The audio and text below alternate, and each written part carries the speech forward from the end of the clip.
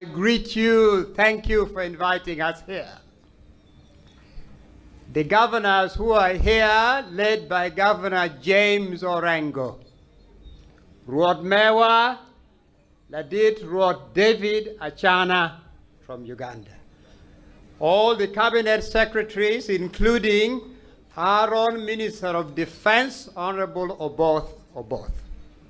And all the leaders here, we especially thank Piny Luo for the leadership and for the message. You see, when I was at Makerere, Governor James Orengo contemporaneously was the president of the student union at Nairobi University. I was president of the guild at Makerere University, same time. And a great and brilliant leader had gone ahead of us. One of the most iconic presidents of the guild, Makerere Guild ever, is none other than Governor Professor Peter Anyang' Nyong'o of Kisumu. So in a very special way, this is a reunion of sorts. Today we are at the foothills of Got Ramogi. You see outside Gulu, there is Got Lamogi. The R and L became interchangeable because of our association with the Bantu.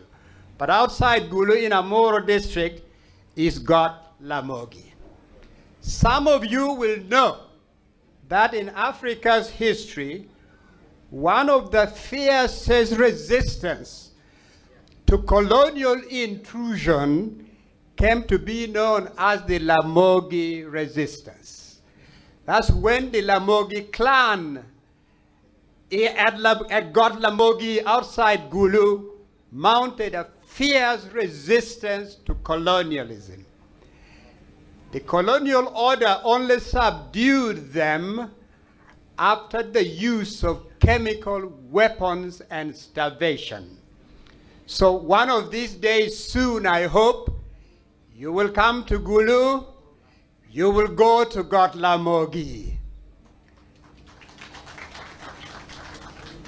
Now, Piny Luo, what does this denote to us? Piny Luo denotes three things to us. It denotes the Luo people. It denotes the land inhabited by the Luo people, Luo land, wherever they may be. And it denotes, thirdly, the interwoven Luo civilization. That's what Piny Luo denotes to us. When we speak of the unity that is in the theme of this year's gathering, that unity means the oneness of Luo people.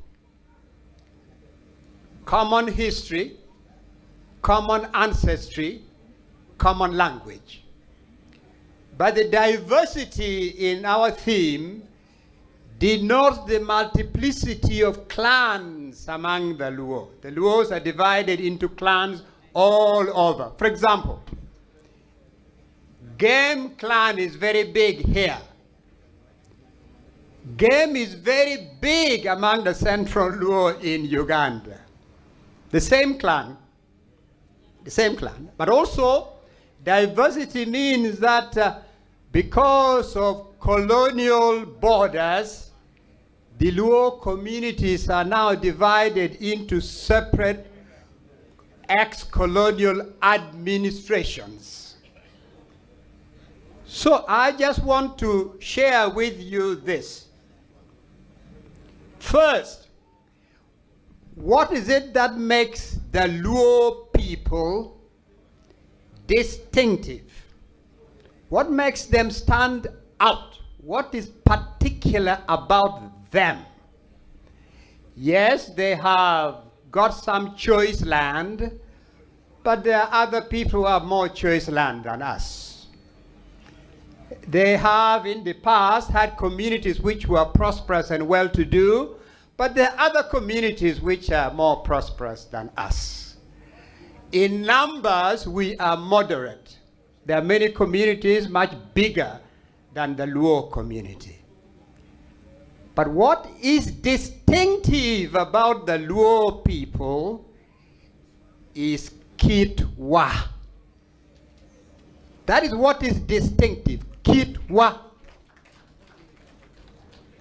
In the Luo, the Luo of Central Luo of Uganda, we say Kitmewa, same as Kitwa, where we've tried to compile the attributes, the qualities, the traits that define the Luo character type.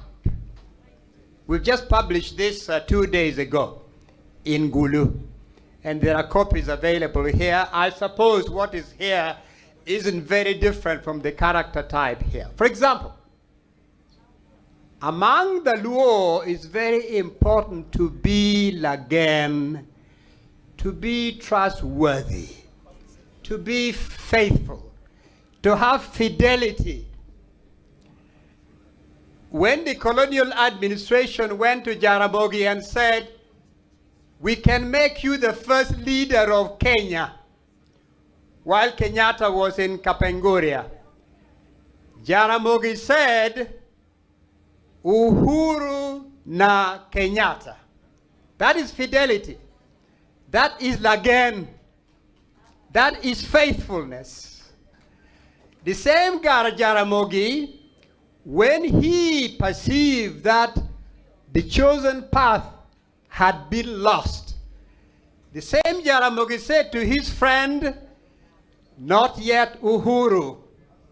That is fidelity. That is faithfulness.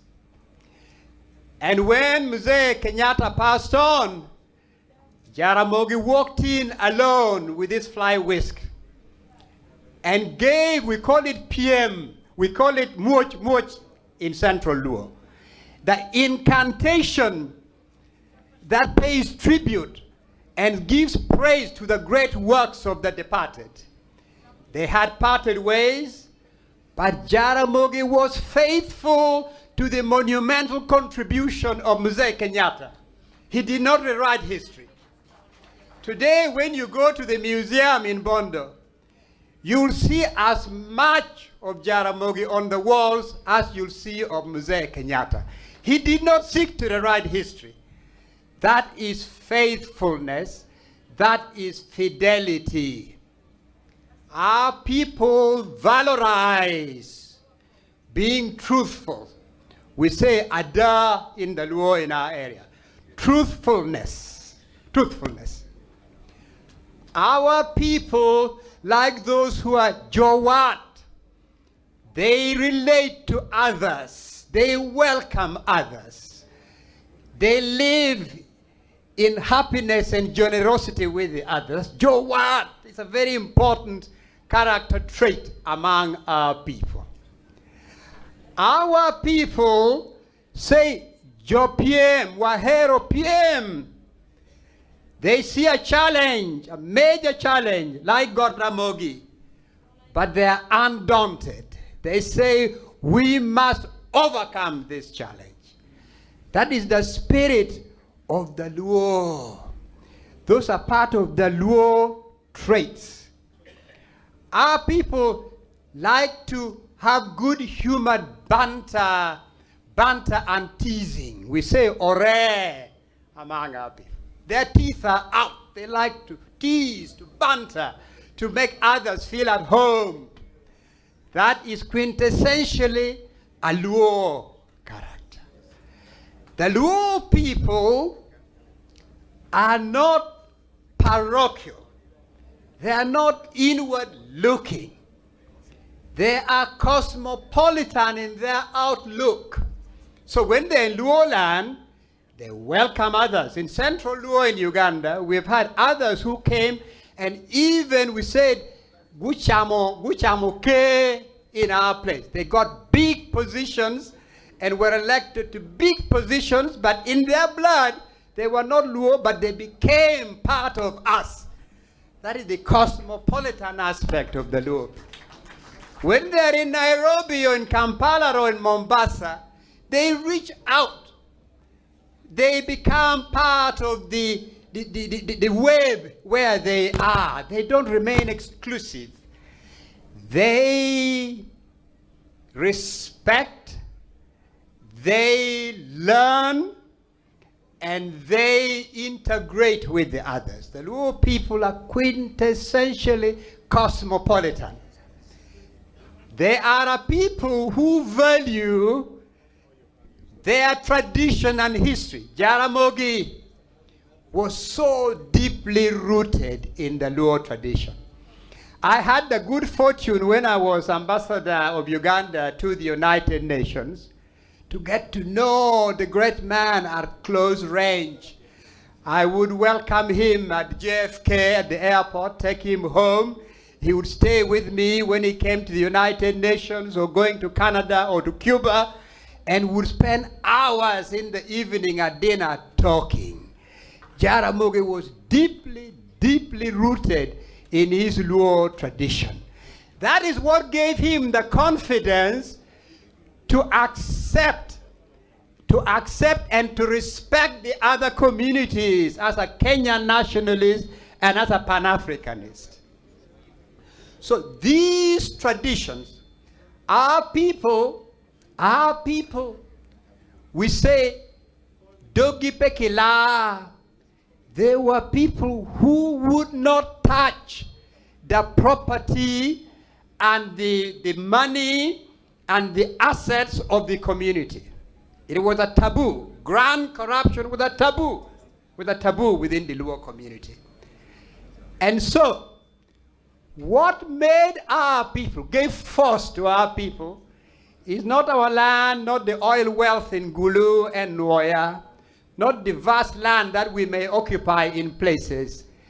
It was Kitwa, our character, our values, our moral code, our do's and don'ts, our sense of what is acceptable and what is unacceptable.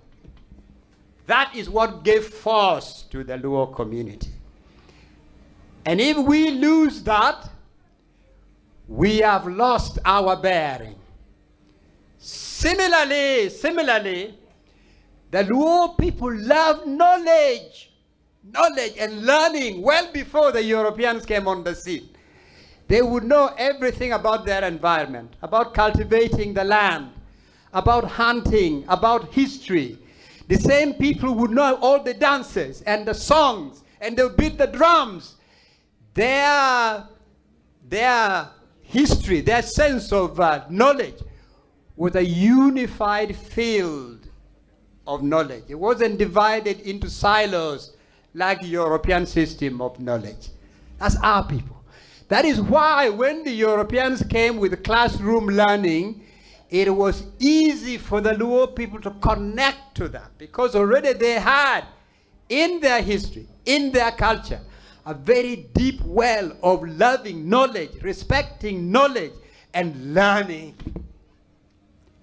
If we lose this, this is our soft power. This is our real power. If we lose this moral bearing, these values, these metaphysical assets, we have lost our way. So my first and most important, I implore you, Jacob, I implore you, Peter, I implore you, James, work day and night to make sure our people don't lose their moral bearing, that we do not become a Shauri Yako society. Because if we do, a society in which anything goes, we shall have lost our Luoness. It's as clear as that.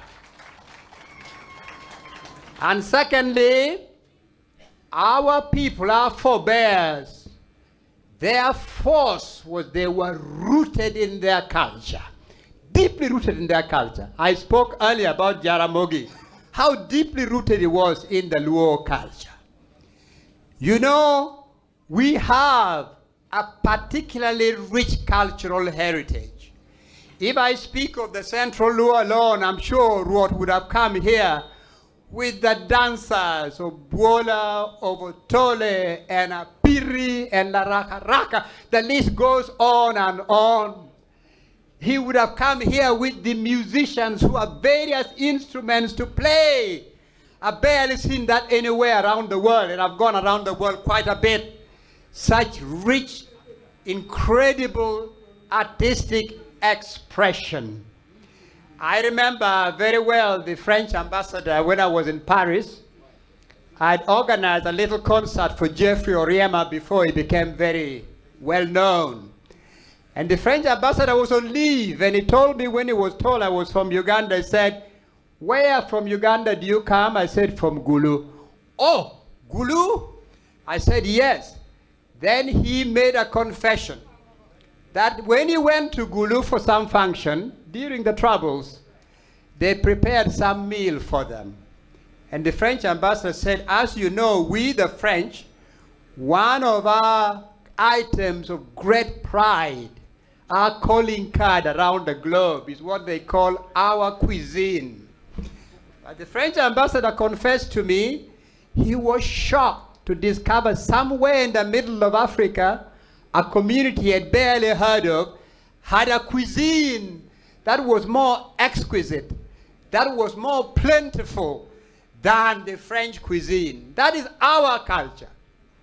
We have something called ododo. I don't know what you call it in the Luo here. Ododo are the fables, very elaborate fables about animals, about the elephant and the hare and the lion, but they tell moral stories to the young people, which we tell to our children at Wang O, the fireplace. I've not been anywhere around the globe where I've seen such elaborate and intricate and really important stories as our fables or our ododo. If we abandon our culture, if we abandon our cultural roots, we shall be a floating people with no force and no energy and no power.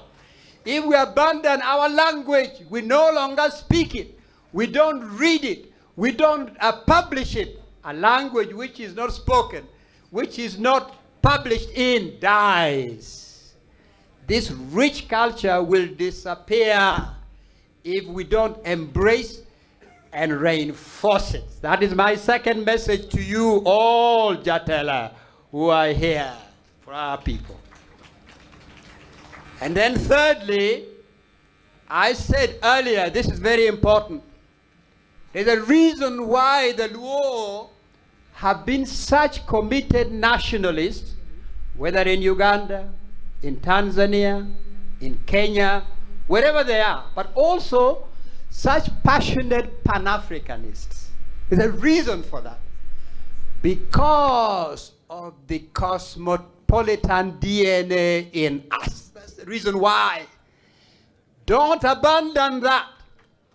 Do not embrace discrimination and segregation.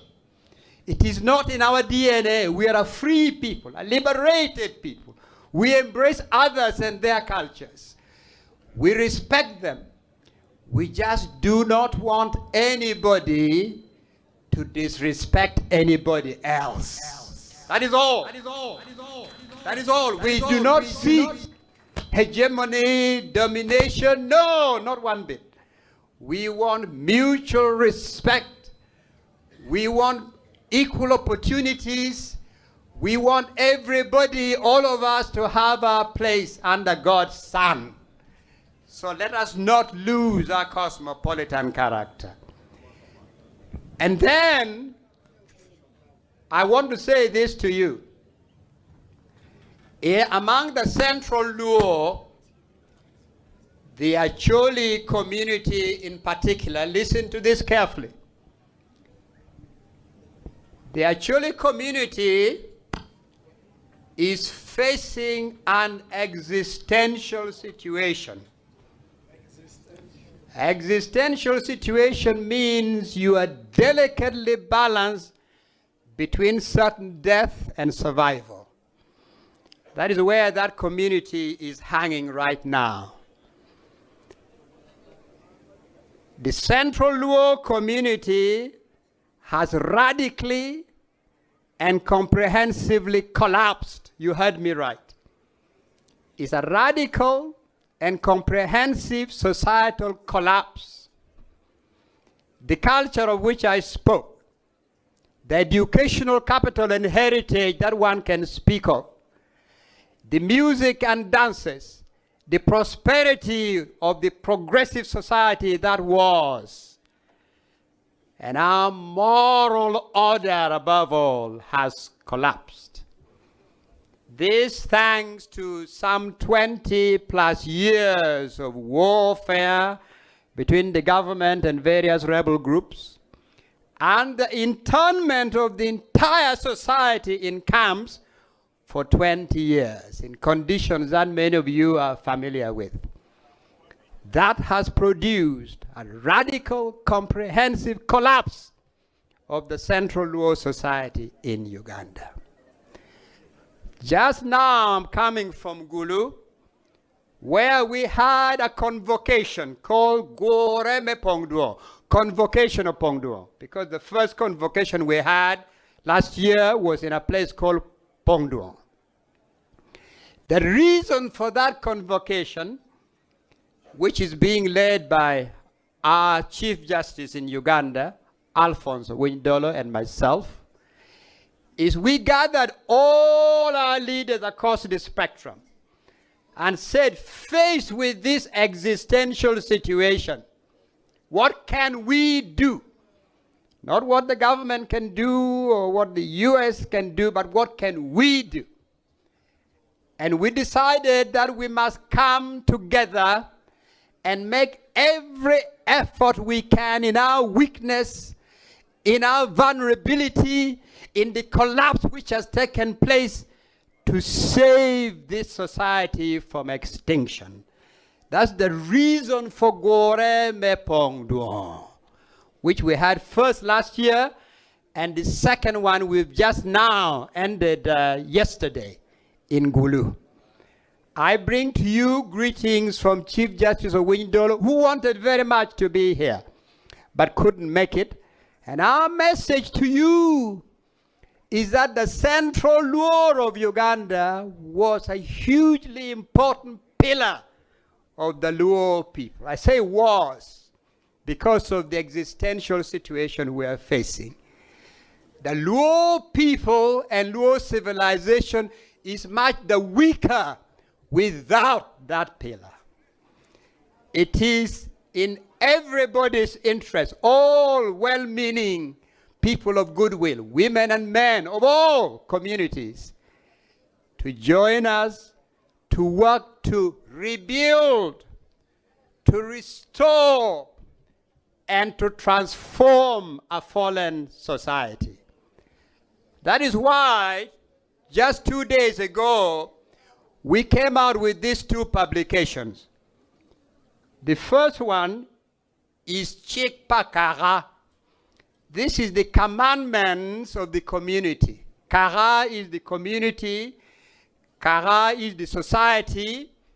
We looked into our society, saw the moral collapse, a society that was so morally strong, had clear do's and don'ts, and we are now floating. And we've come up with this. The Attorney General of Uganda said, there is nothing in this that collides with the Constitution or the laws of Parliament. You can proceed to work with this and enforce it within the Luo community. Now, you may look into this and find things which are useful, but this is the commandments that we have compiled for our people. Here is Kitwa, or in the language of the Central Luo today, we say also Kit Mewa. We discovered that our people who were born in the camps and grew up there don't know what qualities we are talking about the Luos. Because they have not been taught, they have not been inculcated, they have not been exposed to it. So we sat down and compiled some qualities which are crucial, critical to being a luo. Among them, some of the ones which I just cited a little while ago. So, my dear brothers and sisters, this is my message to you from Achole land, from Gulu and the Goreme Pongduong, which just ended. We are looking forward to a Piny Luo convocation. One of our resolutions says in 2026, we would love to have a big Piny Luo convocation. It can be here, it can be in Uganda, it can be anywhere, we can discuss that. But we want a big Piny Luo convocation. Finally, my message to you is this. I have had the opportunity to be associated with the United Nations and other international organizations. With the African Union from the time it was the OAU. I was actually there when the African Union was formed. I've worked very hard to strengthen some of its institutions. I know what it takes to be a leader of nations. I know what qualities are required to push Africa to the next level today. Africa needs a person of conviction, a person driven by conviction, not self-interest. Africa needs a person who's gone through the baptism of fire, who has fought the struggle, who knows what it means to be in the dungeons. And Africa needs somebody machwinye tek, somebody with courage, somebody with a somebody magene. Africa needs somebody machwinye tek. Africa needs JPM because we have so many challenges to overcome. The timid, those who are easily daunted, cannot face those challenges. And above all, Africa needs a person who is passionate about the well-being of the ordinary people, of the ordinary Africans across the land, across the entire continent, and to whom segregation and discrimination along sectarian lines, along ethnic lines, along national lines are foreign. And so, it is not because he comes from here, it is not because Jacom is a Luo, but because this is what Africa needs today. That a few months ago, my friend Salim Lone and myself wrote an article which has been widely syndicated across the globe, recommending with all our heart and all our force and all our conviction that word Tuon, that word Luo, that Jacob, the blessings of all our ancestors, the blessings of all our people, all the Pan-Africanists who preceded us, that those blessings may shower upon him, because he's a leader Africa has been waiting for. I thank you. I thank you, and God bless you, Joey. Joey. Ero kamano.